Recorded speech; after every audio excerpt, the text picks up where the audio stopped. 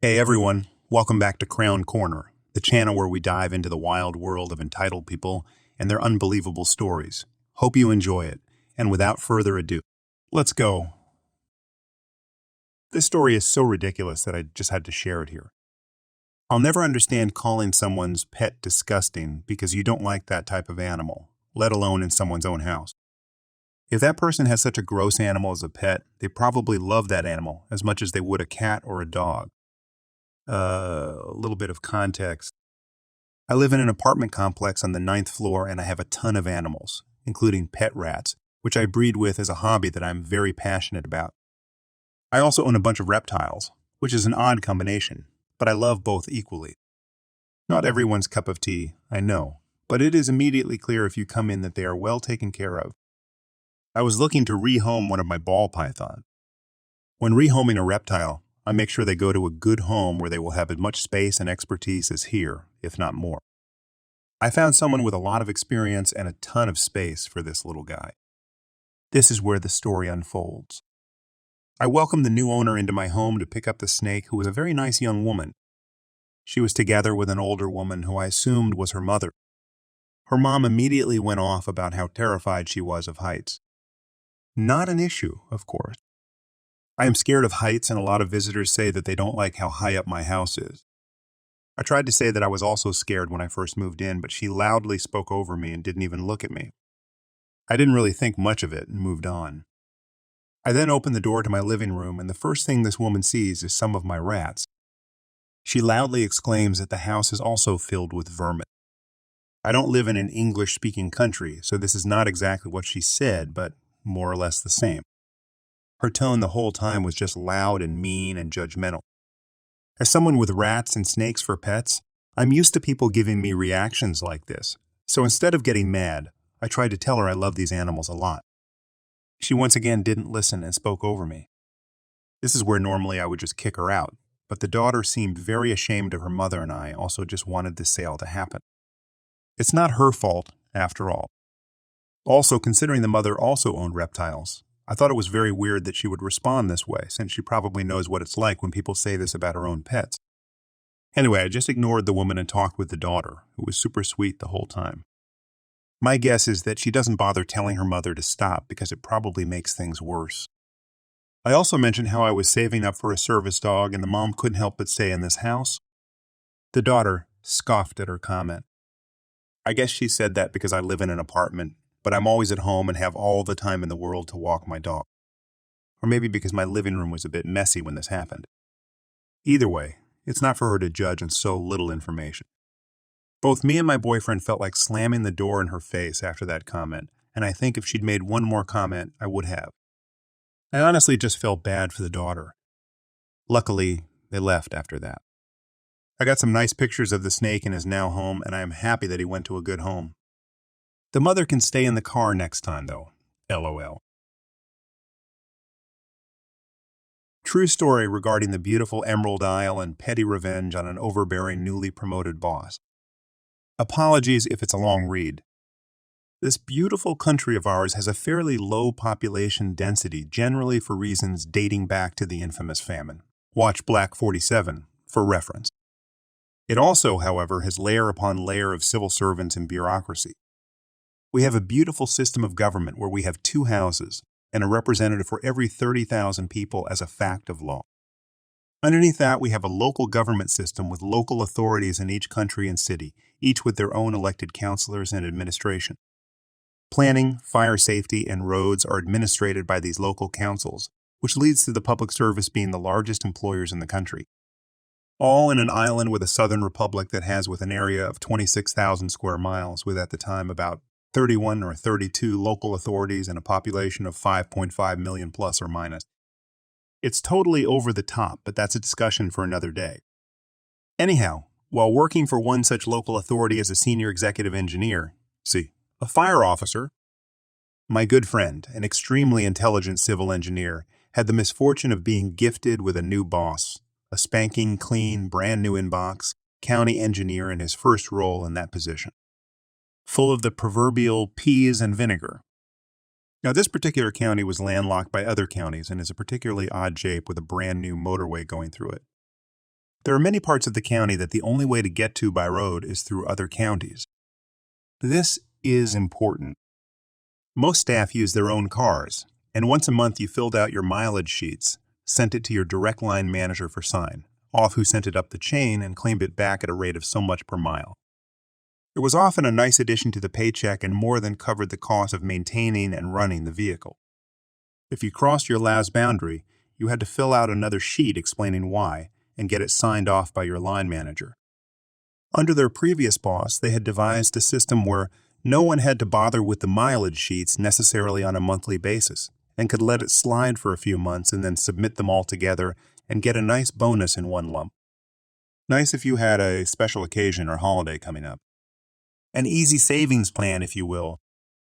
No one bothered with the second sheet because you crossed the boundary so many times a week that they became irrelevant. Cue new boss's arrival, who insisted on doing everything by the book. Didn't like the way that things worked previously and was going to sort it all out, straighten out everything, and kick everyone into line. He called everyone into a meeting, explained what he was doing in his best authoritative manner, and insisted on monthly submittal of all expenses and mileage sheets and everything listed down to the finest detail, including reasons for your trips, etc. And they had to be explained fully and in detail, otherwise the mileage sheets would be sent back unsigned. My friend and the rest of the staff went away from the meeting wondering how they were going to deal with this new way of working. After a few days stewing, my friend came up with a solution to the issue and then called his workmates. They had a little discussion amongst themselves about how to deal with things and came up with a plan for petty revenge. Everyone under the direction of the new boss found that the extreme ends of counties where they were needed to work that month. The staff then slightly redesigned all of their trips so that they crossed county boundaries multiple times a day, 6 days a week. At the end of month 1, this plan culminated with the submission of thousands of permission confirmation sheets to cross the county boundary to be signed by the new C after his first month. It took him over 4 weeks to get through that batch, and on week 4, after receiving the second month's batch, all the senior staff were called into a meeting, the agenda of which was kept very hush-hush. The only thing that ever came out of that meeting was a quiet word from the senior staff that everything was going back to the way it used to work. A perfect teaching moment and petty revenge combined. I got roped into a trip to the aquarium last weekend. The parent-child ratio was 1 before they invited me, and when you're in crowds, it's helpful to have extra hands and eyeballs. I don't like being in crowded places, but I feel like just consistently avoiding them doesn't do anything to ease the anxiety, and they needed the help. Plus, there would be free dinner at the end. And I am a sucker for a free dinner. Seeing as I wasn't actually anyone's parent and the thought of losing track of someone else's child in the crowds at the aquarium was anxiety-inducing enough to make me breathe funny. I was left in charge of the stroller and everyone's coats. This eased my anxiety. Strollers are only self-propelled when going downhill, and they do not have minds of their own. Mostly, I swear it was the stroller that made it bump into my friend's ankles. It was not me. 100 not operator error. My head was still on a swivel because I feel like there's never enough eyes out when you're dealing with toddlers in crowded places, and I witnessed stupidity the likes of which I hope I never see again in person.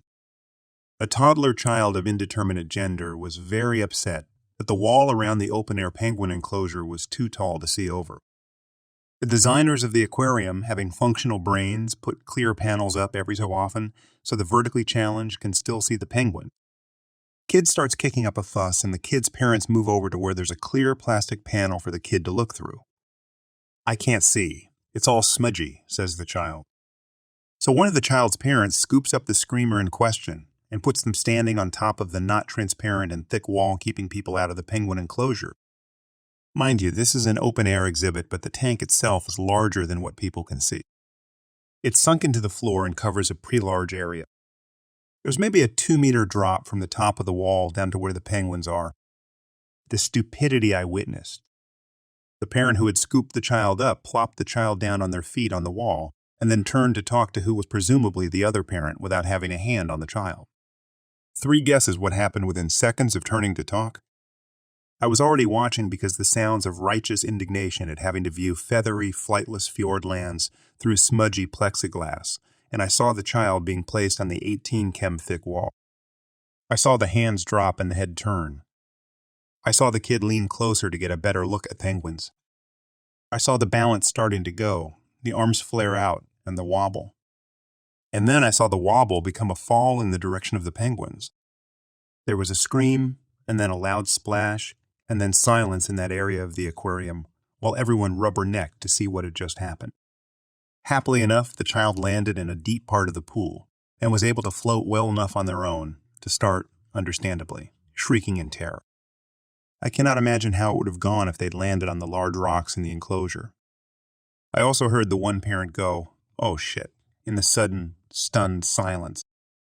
I'm guessing this isn't the first time this has happened, as the aquarium staff's response was swift and practiced, but not a hint of panic. Someone in a wetsuit appeared within seconds and scooped the child up. From what I could see, the kid was fine, just very shaken up from the experience. The parents' faces beat red, sprinted off I know not where, not making a sound. Some people, man. Enjoying the stories yet? If you do, please subscribe, like, and comment. I was about 7 or 8 when this happened. The exact age escapes me now. What I do remember with stark clarity is that day at the Girl Scout Jamboree. This event was a big deal, a gathering of various Girl Scout troops from around the area. We all headed out to a sprawling field, setting up tents for an overnight stay and enjoying a cookout along with other educational activities.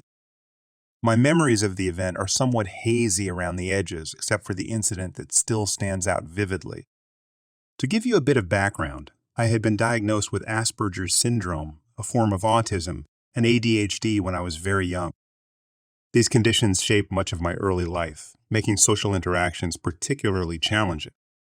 Despite this, my parents encouraged me to join the Girl Scouts, hoping it would help me develop social skills and make friends. Mostly, it worked well enough, but there were always those rough patches. It was after dinner at Jamboree. The food wasn't to my liking, so I made myself a Cheetah sandwich, a quirky concoction that raised a few eyebrows but suited me just fine. I finished eating while everyone else was still at it and, feeling restless, wandered off towards a large dip in the ground. In hindsight, it was probably an irrigation pond that only filled up during the rainy season. At that moment, it was dry, and I found myself standing there, lost in my own little world. That's when E.G. found me. E.G. was the entitled girl who had been a thorn in my side for as long as I could remember. She always had to be the best, the smartest, and the most right about everything. We had clashed many times before, our encounters usually ending in heated argument. On this particular evening, her presence felt like a storm cloud on an otherwise clear day. "Why are you so rude and annoying?"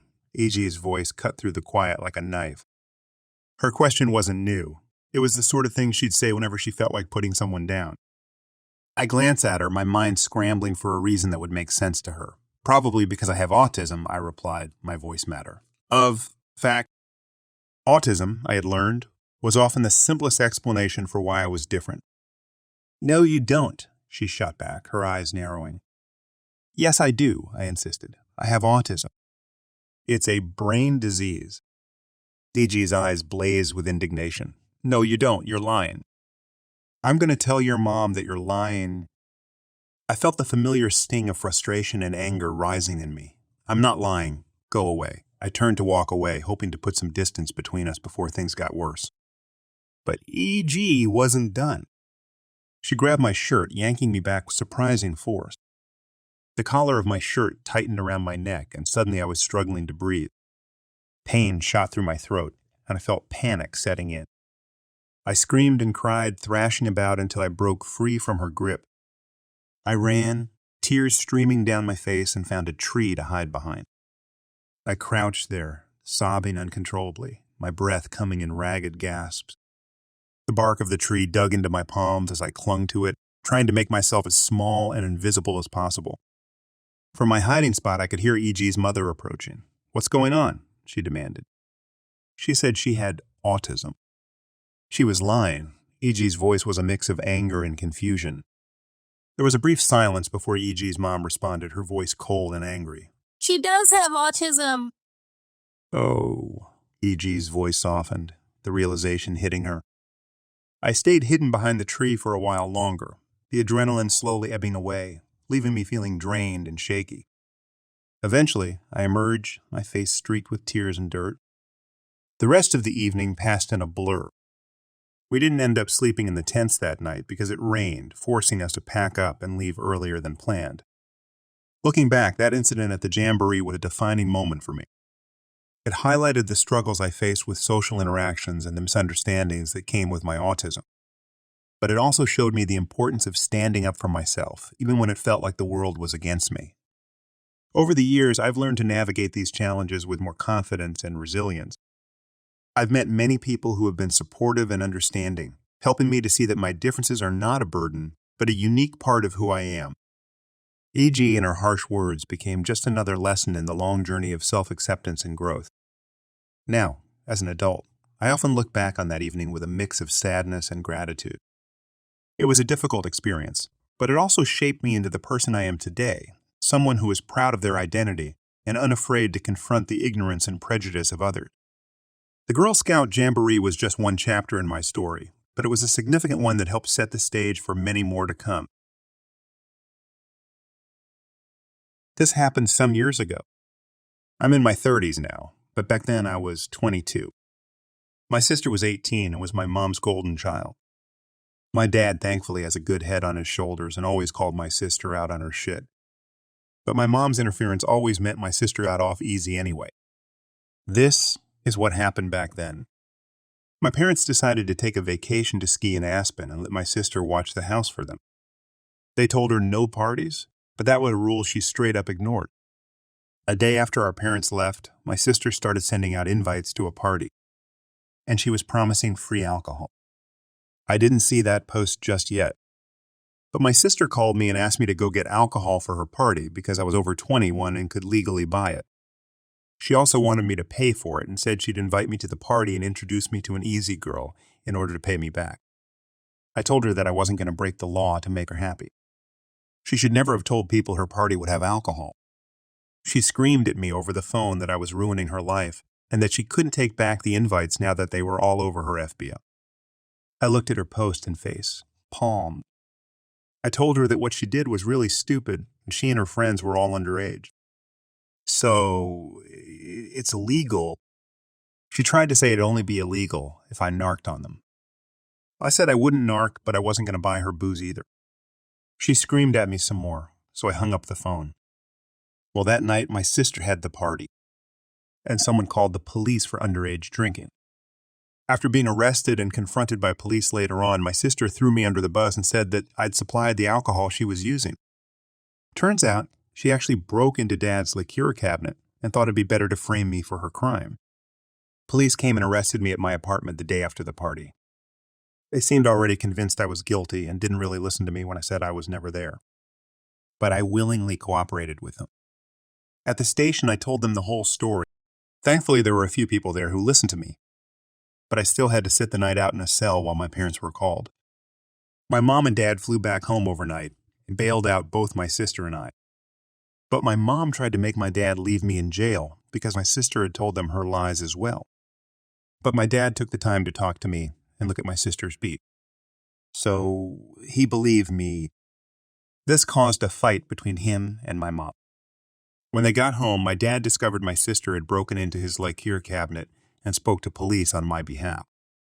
My mom, however, still wanted the blame to fall on me because, as she put it, the charges were ruining her baby's future, but my innocence was further proven by the fact that I and my car were seen on CTV when I left work, and when I arrived at home soon after the apartment I was living in, then had caught the cameras to watch the parking lot.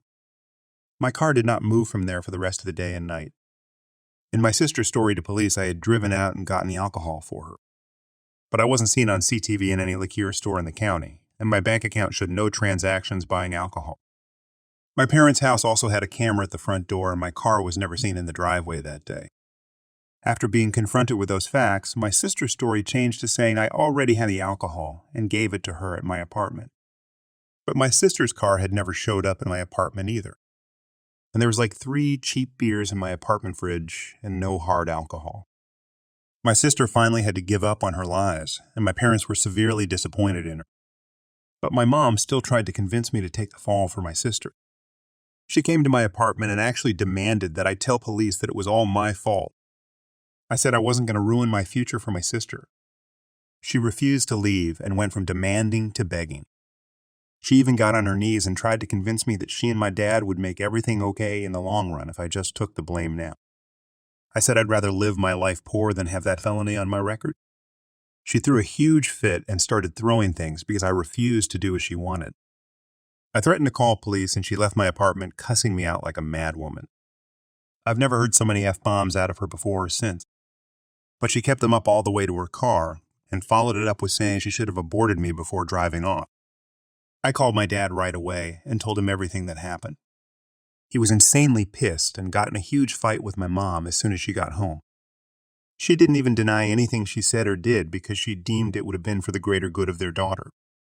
But my dad told her that she couldn't destroy me to save my sister. Then he threatened to divorce her if she didn't try to make things right. She ended up sobbing and then saying she'd do whatever he wanted.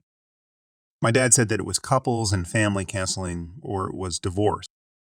My mom signed a prenup before she married him and really had no choice.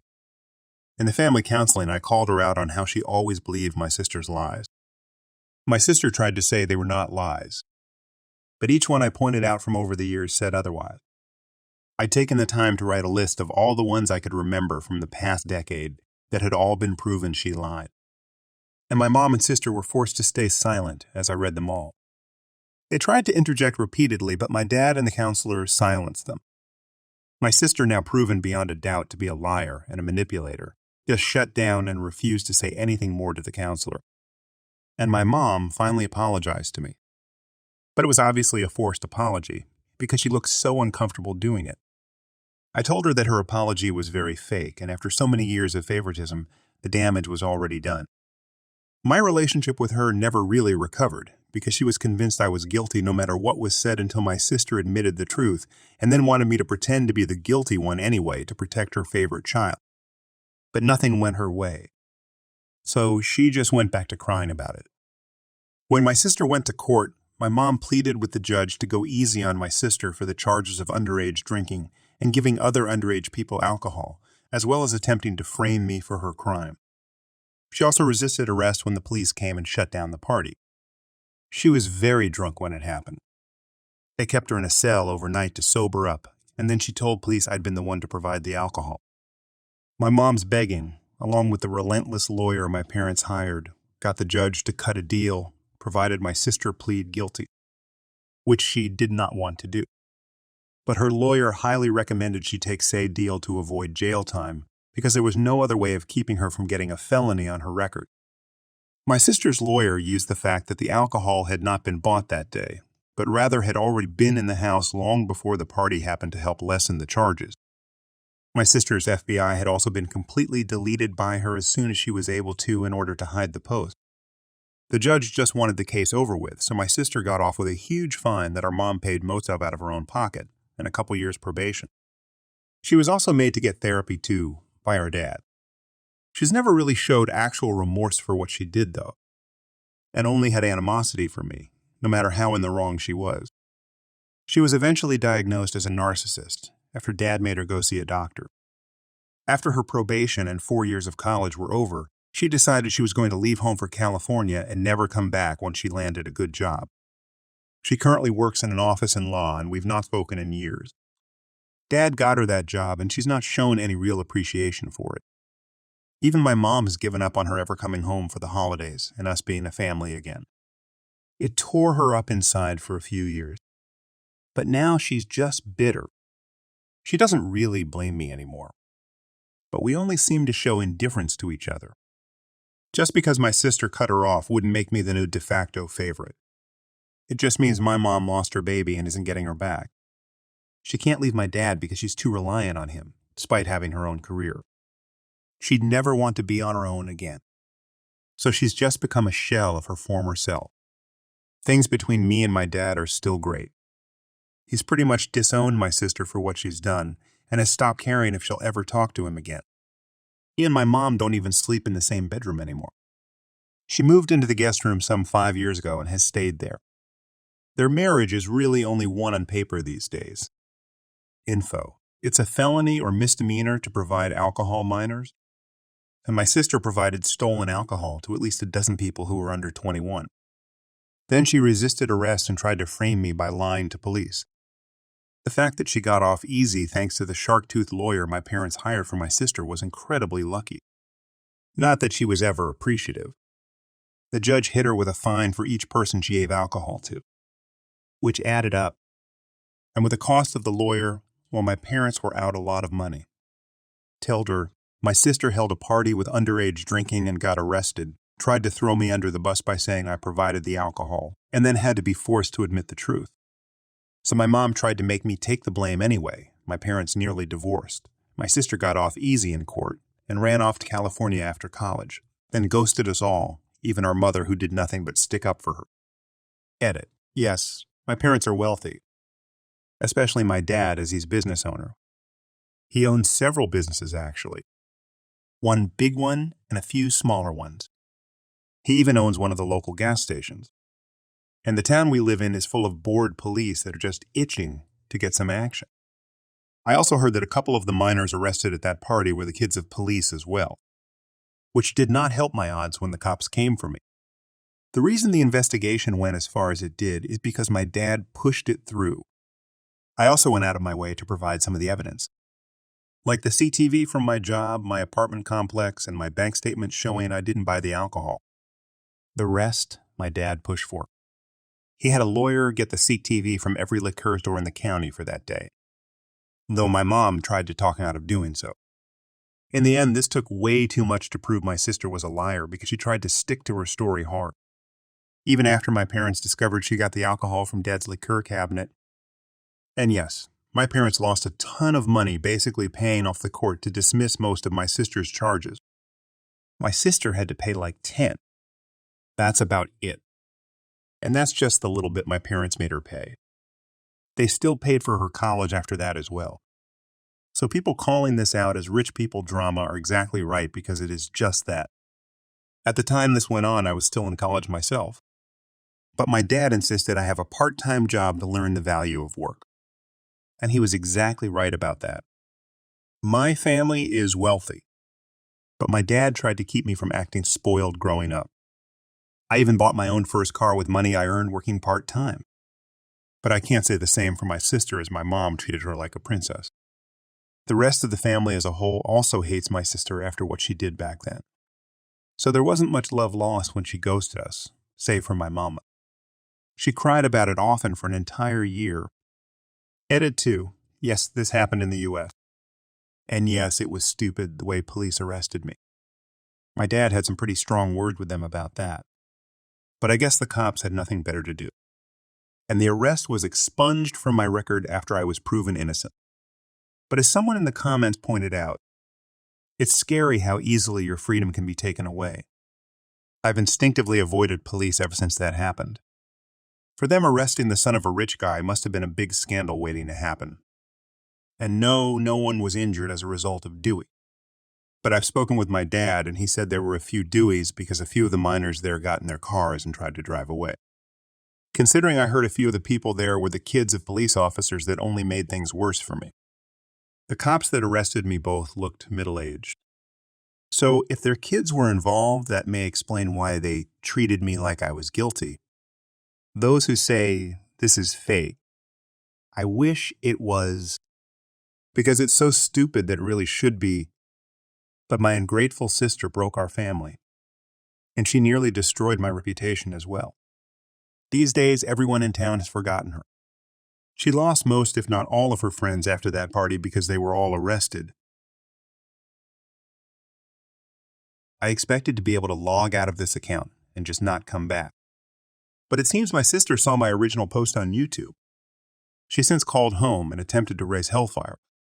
She contacted our mother in a furious rage and saying that I've humiliated her. And in a complete shock to me, my mom did not care. My sister told her how to find the post and she read it. And now she was mad at me. But more so because she felt I made her look like a bad mother all over again. But my dad got involved and said it wasn't like I was lying. Because back then the things she and my sister did were inexcusable. My mom agreed in a very sad way, but still said she wished I'd never posted the story. I suppose I Couldn't fault her for that. I ended up talking to my sister over the phone because our mom gave her my current number.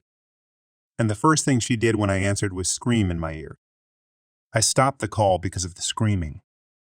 And so the call was followed by a flurry of text messages. My sister demanded I take my original post down. I refused. She threatened to get our parents to make me take it down. But our parents by this time already knew about the post, and among them, our dad does not care, and our mom is more mad that I made her look like a bad mother all over again. So she threatened to get a lawyer and sue me for defamation. I told her to go right ahead. My post was made anonymously, and if she sues, then a lot of people are going to find out my post was about her. She asked if that was a threat. I said no, it's just something that'll likely happen if people dig more into both of our pasts if she starts a lawsuit. It might even affect her career. Rather than responding in text, my sister called me again and I told her I'd hang up and block her if she screamed in my ear one more time. She angrily demanded I just take my original post down again or else. I pointed out that this is the first time we've spoken in 6 years, and she had no problem throwing me under the bus in the past any time she could. And now she's mad because her own actions are reflecting poorly on her when no one else knows the story was about her but us. And I really didn't care what she thought of me anymore. Dad has pretty much disowned her, and she destroyed all the golden child love our mom had for her. My sister actually denied being a golden child. So I started to explain exactly what one was. She interrupted me saying that she's on Reddit all the time. She knows what a golden child is. And I could only laugh at the fact that she knows that and still denied having been one. I pointed out all the things from my first post. How she lied so much, how she always had our mother on her side, and how she was openly our mom's favorite, and how she expected everything to be handed to her. She was a golden child. There's just no denying that. Well, she took this very personally and said that she wished our mother had aborted me, just like she'd said all those years ago when I refused to take the blame for my sister's crime. I just laughed some more and asked if that was all she had in her little black book of bad insults. She did not find it amusing that I found it so amusing. I fired back about how she is a self-important narcissist and always will be. She milked our parents for so much and had no appreciation for it. Right down to that well-paid law office job she's working that it got her. She scoffed at me and said she got that job on her own merit. I laughed again. No, she did not. Suddenly, a well-connected law firm scouted her several states away after college to come work for them when she had no prior experience as an intern. It just doesn't happen. The old CEO of that company was a friend of our dad's before he passed away, and Dad called in a favor. That's how she got that job. My sister, of course, went into more denial about the truth I'd just presented her, but I guess it finally clicked in her mind that I was correct. She's a narcissist, but she's not dumb. So she just started bragging about how well she's been doing at that job. She made it to assistant manager and is set to be next in line for full manager someday. I was unimpressed, and she demanded to know why. So I pointed out that I've moved on to managing one of Dad's smaller businesses entirely. Sure, it was a technically promotion through nepotism, but I worked hard to earn it. And Dad's openly stated that when he someday passes away, I'm to inherit everything. Not that I'm clamoring for it, like she undoubtedly would. I actually want our dad to live a good long time. She was so angry that she hung up on me and then called her parents again. She asked Dad if she'd really been disinherited. And they confirmed she was. Dad's will is set to leave her only a small settlement, so she can't contest it. And if she were to try and contest it, she'd automatically get nothing.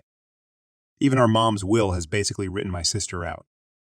My sister ended up crying and saying it wasn't fair. But both of our parents pointed out that her framing me all those years ago wasn't fair. Ghosting them after they paid so much money to keep her from getting a felony and putting her through 4 years of college was unfair. They had nothing left they wanted to give. My sister ended up blocking us all from phones to social media. We can't see anything now. But we don't really care.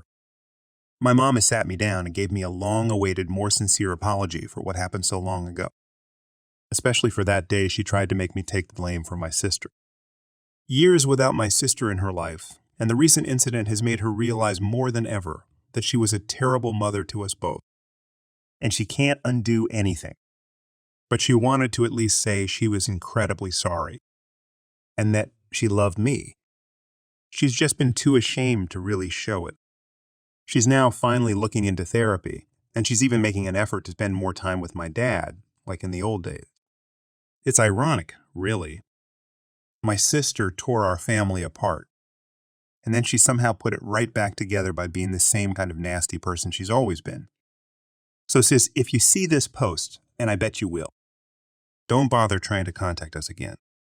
Because if you do, then any more drama you cause is gonna end up right here. So please leave us alone for the foreseeable future. Thanks for joining us.